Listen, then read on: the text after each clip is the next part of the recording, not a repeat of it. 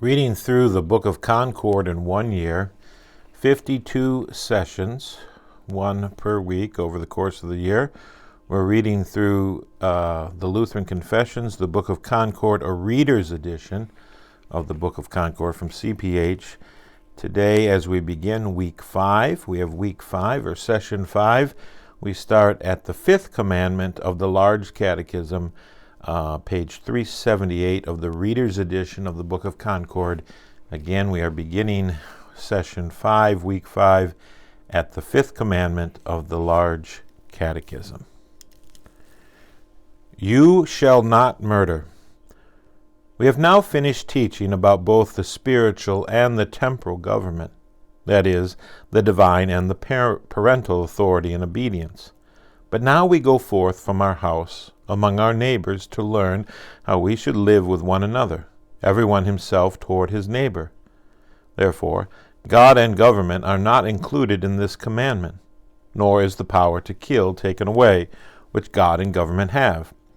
To punish evildoers, God has delegated his authority to the government, not parents. In earlier times, as we read in Moses, his parents were required to bring their own children to judgment and even to sentence them to death. Deuteronomy, the 21st chapter. Therefore, what is forbidden in this commandment is forbidden to the individual in his relationship with anyone else, but not to the government. Now, this commandment is easy enough and has often been presented because we hear it each year in the Gospel of St. Matthew, the 5th chapter, where Christ himself explains and sums it up. He says that we must not kill, neither with hand, heart, mouth, signs, gestures, help, nor counsel. Therefore, this commandment forbids everyone to be angry except those, as we said, who are in the place of God, that is, parents and the government. For it is proper for God and for everyone who is in divine estate to be angry, to rebuke, and to punish, because of those very persons who transgress this and other commandments. Romans chapter 13, verse 4. The cause and need of this commandment is that God well knows that the world is evil. Galatians chapter 1, verse 4. And that this life has much unhappiness. Therefore he has set up this and other commandments between the good people and the evil. Now, just as there are many attacks on all the commandments, so the same happens also with this commandment. We must live among many people who do us harm, and we have a reason to be hostile to them. For example, when our neighbor sees that you have a better house and home, a larger family and more fertile fields, greater possessions and fortune from God than he does, he gets in a bad mood, envies you, and speaks no good of you. So by the devil's encouragement, you will get many enemies who cannot bear to see you have any good, either bodily or spiritually. When we see such people, our hearts also would like to rage and bleed and take vengeance. Then there arise cursing and blows. From them misery and murder finally come. In this commandment, God, like a kind father, steps in ahead of us, intervenes, and wishes to have the quarrel settled, so that no misfortune comes from it and no one destroys another person. And briefly, he would in this way protect, set free, and keep in peace everyone against the crime and violence of everyone else. He would have this commandment placed as a wall, a fortress, a refuge around our neighbor, so that we do not hurt or harm him in his body. The commandment has this goal, that no one would offend his neighbor because of any evil deed, even though he has fully deserved it. For where murder is forbidden, all cause from which murder may spring is also forbidden. For many people, although they do not kill, curse and utter a wish that would stop a person from running far if it were to strike him on the neck. Now this urge dwells in everyone by nature. It is common practice that no one is willing to suffer at the hands of another person. Therefore God wants to remove the root and source by which the heart is embittered against our neighbor. He wants to make us used to keeping this commandment, ever in view, always to contemplate ourselves in it as in a mirror. James chapter 1, verses 23 through 25.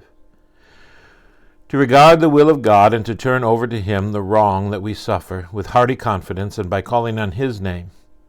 In this way, we shall let our enemies rage and be angry, doing what they can. We learn to calm our wrath and to have a patient, gentle heart, especially toward those who give us cause to be angry, our enemies. Therefore, the entire sum of what it means not to murder is to be impressed most clearly upon the simple-minded. Deuteronomy chapter 6, verse 7.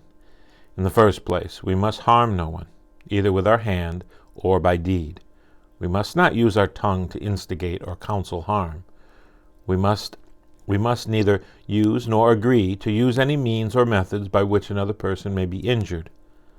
Finally, the heart must not be ill-disposed toward anyone or wish another person ill in anger or hatred. Then body and soul may be innocent toward everyone, but especially towards those who wish you evil or inflict such things upon you. For to do evil to someone who wishes you good and does you good is not human, but devilish. Second, a person who does evil to his neighbor is not the only one guilty under this commandment.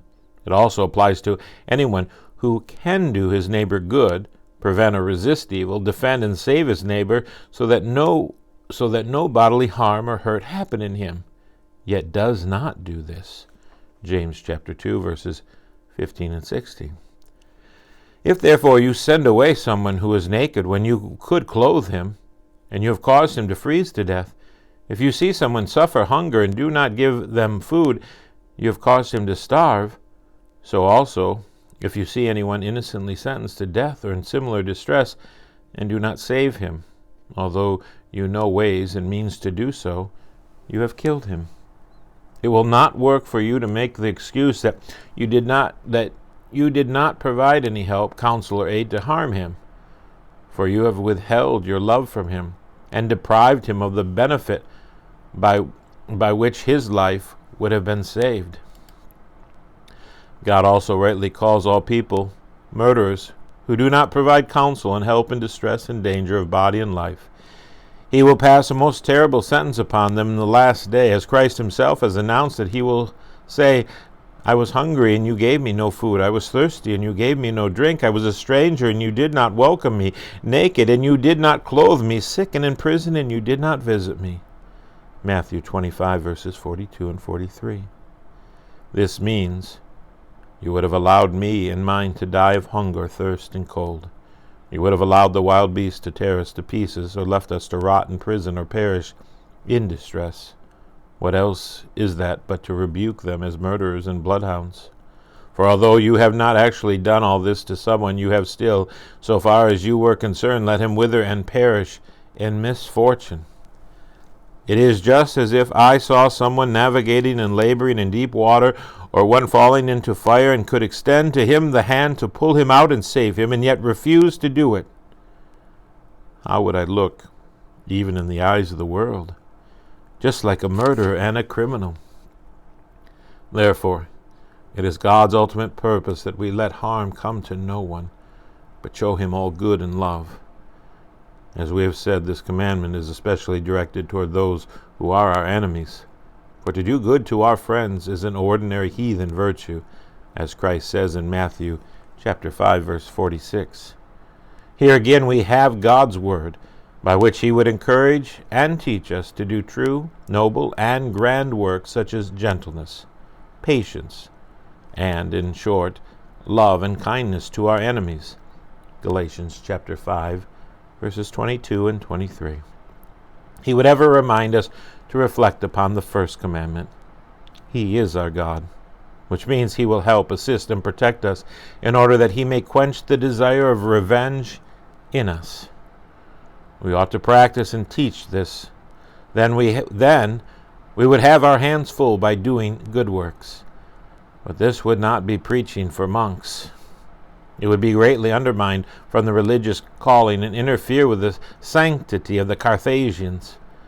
It would even be regarded as forbidding good works and clearing the convents, for the ordinary state of Christians would be considered just as worthy, and even worthier than monastic life. Everybody would see how the Carthusians mock and delude the world with false, hypocritical show of holiness. Matthew chapter 23, verse 27.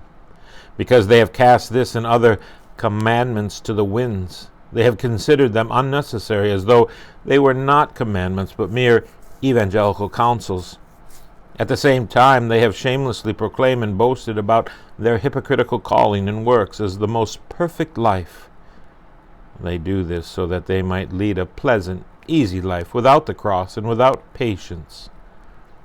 For this reason also, they have created the cloister, so that they might not be obliged to suffer any wrong from anyone or to do that person any good. But know now that the works of this commandment are the true, holy, and godly works. God rejoices in them with all the angels. In comparison with these works, all human holiness is just stench and filth. Isaiah chapter 64, verse 6. And besides, human holiness deserves nothing but wrath and damnation. The sixth commandment: you shall not commit adultery. The following commandments are easily understood from the explanation of the preceding commandments, for they are all to show that we must avoid doing any kind of harm to our neighbor, but they are arranged in fine order. In the first place, they talk about our neighbor personally. Then they proceed to talk about the person nearest him, or the closest possession next after his body, namely his wife.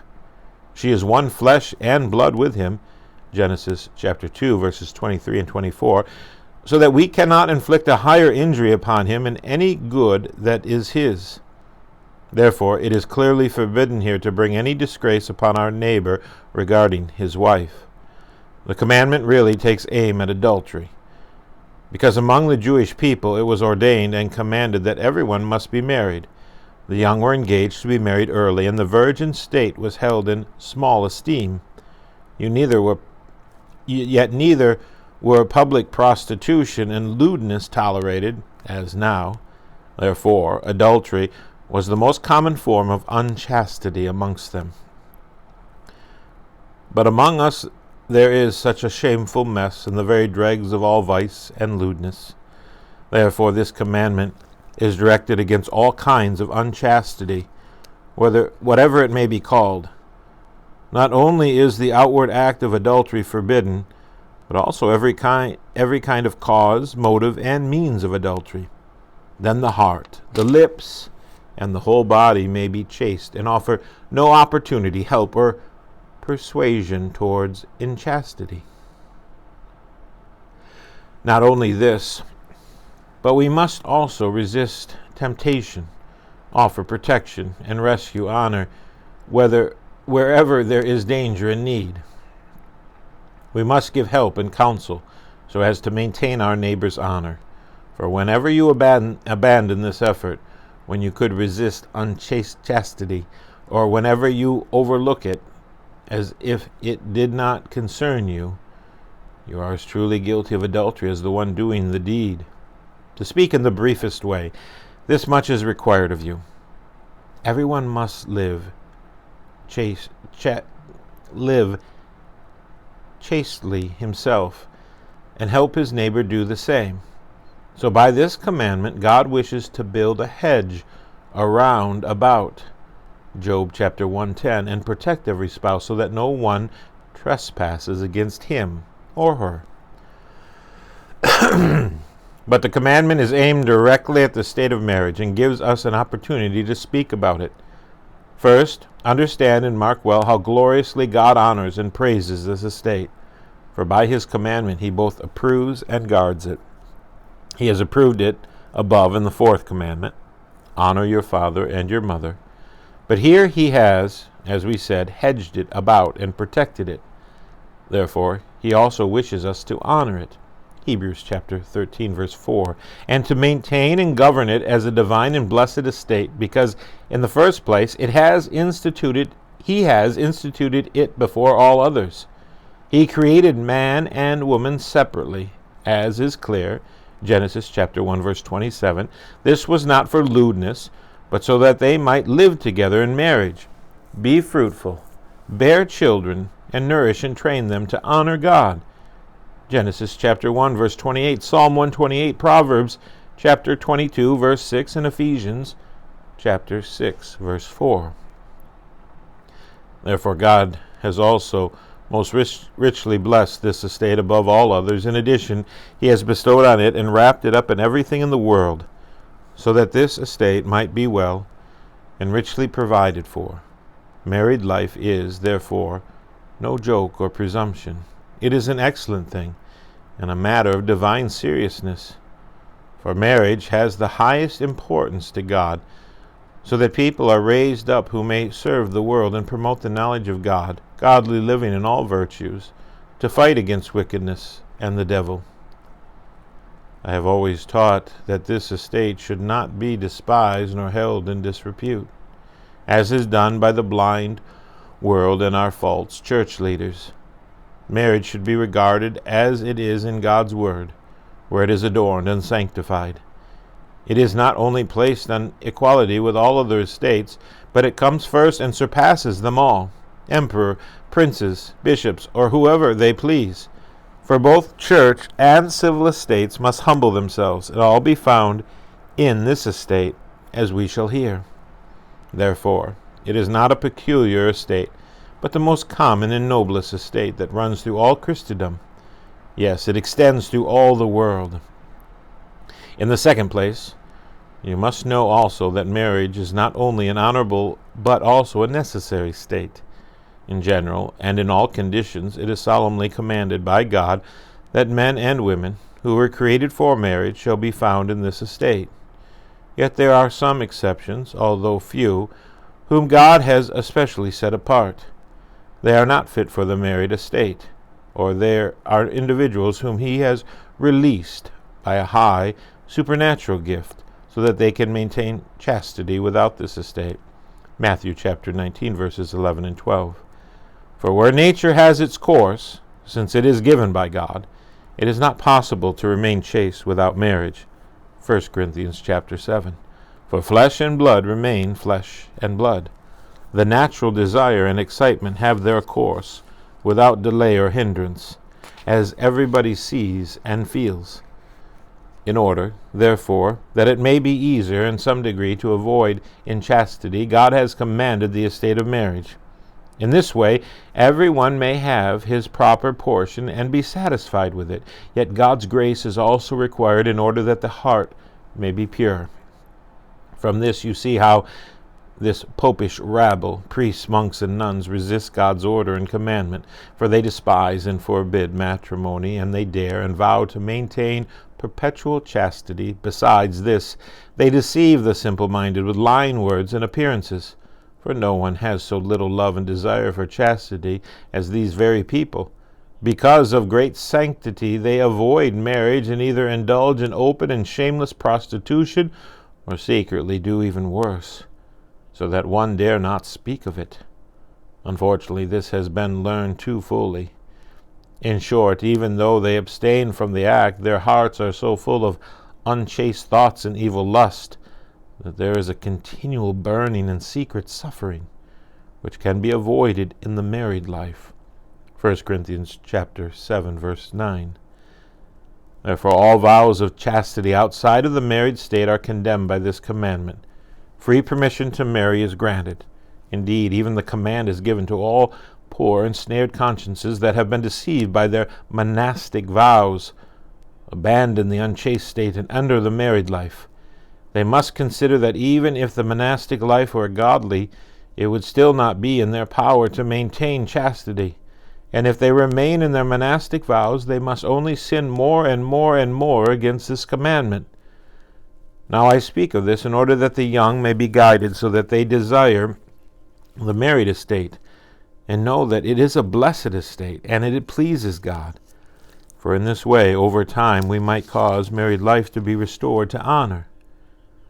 There might be less of the filthy, loose, disorderly behavior that runs riot the world over in open prostitution and other shameful vices arising from disregard for married life. Therefore, it is the duty of parents and the government to see to it that our youth are brought up with the discipline and respectability. When they have become mature, parents and government should provide for them to marry in the fear of God and honorably, God would not fail to add his blessing and grace, so that people would have joy and happiness from marriage. Let me now say in conclusion what this commandment demands. Everyone should live chaste in thought, word, and deed in his condition, that is, especially in the estate of marriage. But also everyone should love and value the spouse God gave to him. Ephesians 5, verse 33. For where marital chastity is to be maintained, man and wife must by all means live together in love and harmony. Then one may cherish the other from the heart and with complete faithfulness. For harmony is one of the principal points that enkindles love and desire for chastity, so that where this is found, chastity will follow without any command. Therefore, St. Paul diligently encourages husband and wife to love and honor one another.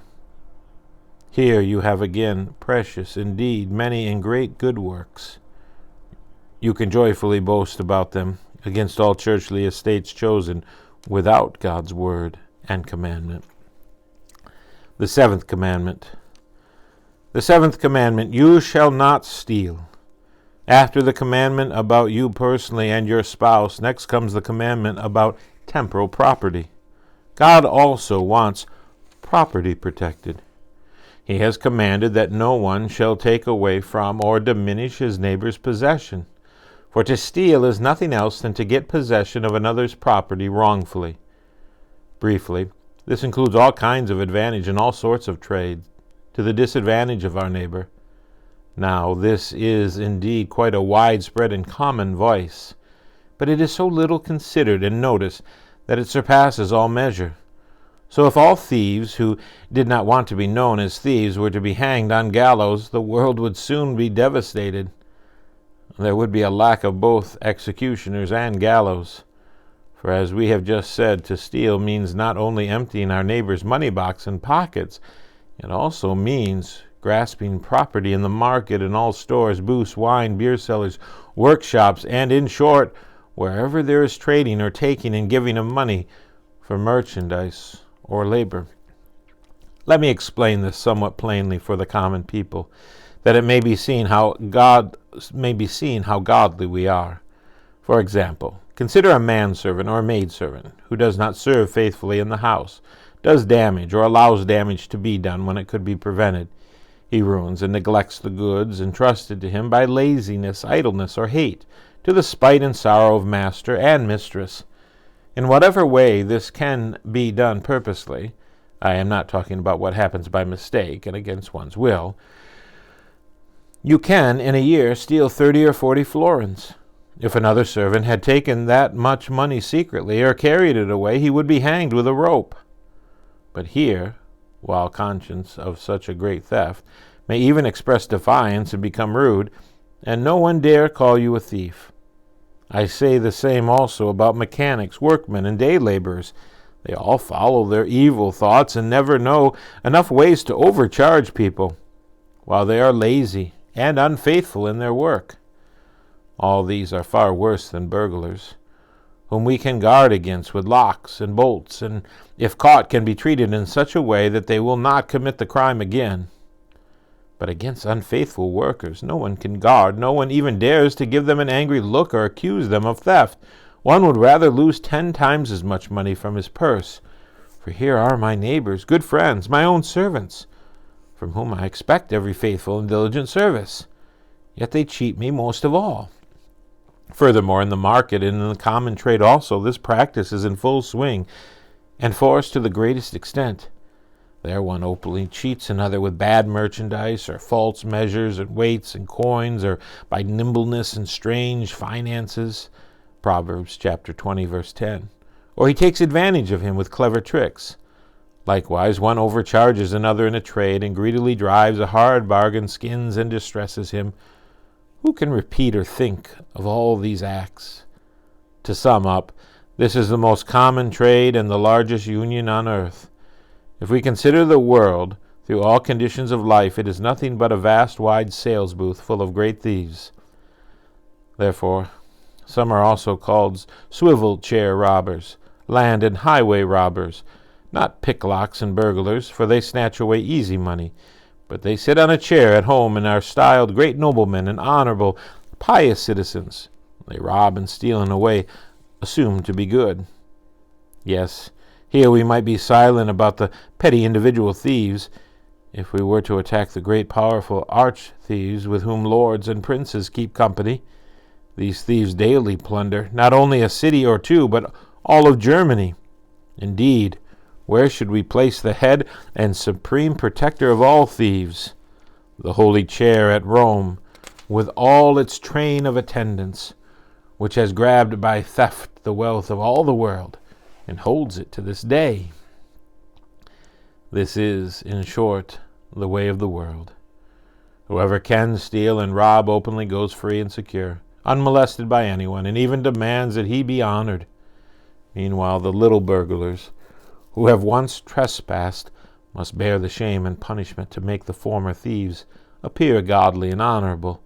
But let such open thieves know that in God's sight they are the greatest thieves. He will punish them as they are worthy and deserve. Now, since this commandment is so far-reaching, as just indicated, it is necessary to teach it well and to explain it to the common people. Do not let them go on in their greed and security, but always place before their eyes God's wrath and instill the same. For we must preach this not to Christians, but chiefly to hoods and scoundrels. It would be more fitting for judges, jailers, or master hands, the executioners, to preach to them. Therefore, let everyone know his duty, at the risk of God's displeasure. He must do no harm to his neighbor, nor deprive him of profit, nor commit any act of unfaithfulness or hatred in any bargain or trade. But he must also faithfully preserve his property for him, secure and promote his advantage. This is especially true when one accepts money, wages, and one's livelihood for such service. Now the person who greedily despises this commandment may indeed pass by and escape the hangman, but he shall not escape God's wrath and punishment. Galatians chapter 6, verses 7 and 8, and 1 Thessalonians 5:3. When he has long practiced his defiance and arrogance, he shall still remain a tramp and a beggar. In addition, he will have all plagues and misfortune. Now you are going your own way, though you ought to preserve the property of your master and mistress. For your service, you fill your throat and stomach, take your wages like a thief, and have people treat you like a nobleman. For there are many that are even rude towards their masters and mistresses, and are unwilling to do them a favor or service by which to protect them from loss. But consider what you will gain. When you have come into your own property and are set up in your home, to which God will help with all misfortunes, your earlier misdeeds will bob up again and come home to you. You will find that where you have cheated or done injury at the value of 1 mite, you will have to pay 30 again. This will also be the result for craftsmen and day laborers. We are now obliged to hear and suffer such intolerable hatred from them, as though they were noblemen in another's possessions, and everyone is obliged to give them what they demand. Just let them continue making their demands as long as they can. God will not forget his commandment. He will reward them just as they have served. He will hang them not upon a green gallows, but upon a dry one. So all their life they shall neither prosper nor gather anything. Indeed, if there were a well-ordered government in the land, such greediness might soon be checked and prevented. That was the custom in ancient times amongst the Romans. There such characters were promptly seized by the head in a way that caused others to take warning. No more shall all the rest prosper who change the open market into a flesh pit of extortion and a den of robbery. Luke chapter 19, verse 46. Where the poor are daily overcharged, and where new burdens and high prices are ever imposed. Everyone there uses the market according to his whim. He is even defiant and brags as though it were his fair privilege and right to sell his goods for as high price as he pleases, and no one had a right to say a word against it. We will indeed look on and let these people skin, pinch, and hoard. But we will trust in God, who will do the following. After you have been skinning and scraping for a long time, he will pronounce such a blessing on your gains that your grain in the silo, your beer in the cellar, and your cattle in the stalls shall perish. Luke chapter 2, verses 16 through 21. Luke chapter 12, verses 16 through 21. Yes, where you have cheated and where you have overcharged anyone for even a florin, your entire pile of wealth shall be consumed with rust, so that you shall never enjoy it. Matthew chapter 6, verse 19, and James chapter 5, verses 1 through 3. Indeed, we see and experience this being fulfilled daily before our eyes. No stolen or dishonesty acquired possession thrives. How many there are who rake and scrape day and night, and yet grow not a farthing richer. Though they gather much, they must suffer so many plagues and misfortune, that they cannot enjoy it with cheerfulness, nor leave it to their children. But since no one cares, and we go on as though it did not concern us, God must visit us in a different way, and teach us manners by imposing one taxation after another. Or he must billet a troop of soldiers upon us. In 1 hour they empty our money boxes and purses, and do not quit as long as we have a farthing left. In addition, by way of thanks, they burn and devastate house and home, and they outrage and kill wife and children. In short, if you steal much, you can expect that much will be stolen from you. He who robs and gets by violence and wrong will submit to one who shall act the same way toward him. For God is master of this art. Since everyone robs and steals from one another, God punishes one thief by means of another. Or else, where would we find enough gallows and ropes? Now whoever is willing to be instructed, let him know that this is God's commandment. It must not be treated as a joke, for although you despise, defraud, steal, and rob us, we will indeed manage to endure your arrogance, suffer, and according to the Lord's Prayer, forgive and show pity. Matthew chapter 6, verse 12. For we know that the godly shall nevertheless have enough. Psalm 37, verse 25. But you injure yourself more than another. Beware of this. The poor man will come to you. There are so many now. He must buy things with the penny of his daily wages and live upon it. When you are harsh to him, as though everyone lived by your favor, and you skin and scrape him to the bone, and when you turn him away with pride and arrogance to whom you ought to give things without payment, he will go away wretched and sorrowful. Since he can complain to no one else, he will cry out and call to heaven. Psalm chapter 20, verse 6, and Psalm 146, verses 8 and 9. Then beware, I say again, as of the devil himself, for such groaning and calling will be no joke. It will have a weight that will prove too heavy for you and all the world. For it will reach him who takes care of the poor, takes care of the sorrowful hearts. He will not allow them to go unavenged. Isaiah chapter 61, verses 1 through 3. But if you despise this and become defiant, see the one you have brought upon you. If you succeed and prosper before all the world, you may call God and me a liar. We have exhorted, warned, and protested enough. He who will not listen to or believe this commandment may go on until he learns this by experience. Yet it must be impressed upon the young. Deuteronomy chapter 6, verse 7. So that they may be careful not to follow the old lawless crowd, but keep their eyes fixed upon God's commandment, lest his wrath and punishment come upon them too. It is necessary for us to do no more than to teach and to warn with God's word. But to check such open greediness, there is need for the princes in government. They themselves should take note and have the courage to establish and maintain order in all kinds of trade and commerce. They must do this lest the poor be burdened and oppressed, and the leaders themselves be burdened with other people's sins. This is enough of an explanation of what stealing is.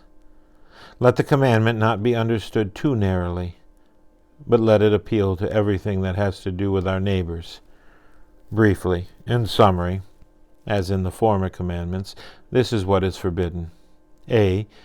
To do our neighbor any injury or wrong, in any conceivable manner, by impeding, hindering, withholding his possessions and property, or even to consent or allow them such injury. Instead, we should interfere and prevent it. B. It is commanded that we advance and improve his possessions. When they suffer lack, we should help, share, and lend both to friends and foes. Matthew chapter 5, verse 42.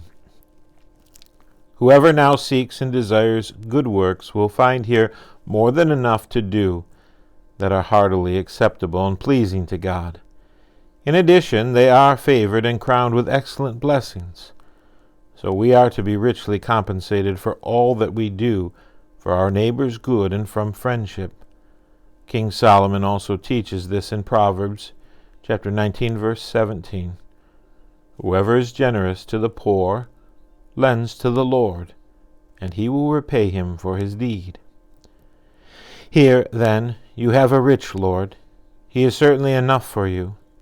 He will not allow you to come up short in anything or to lack. Psalm 37:25. So you can, with joyful conscience, enjoy 100 times more than you could scrape together with unfaithfulness and wrong. Now whoever does not desire this blessing will find enough wrath and misfortune. The 8th commandment. We will begin a portion of the 8th commandment.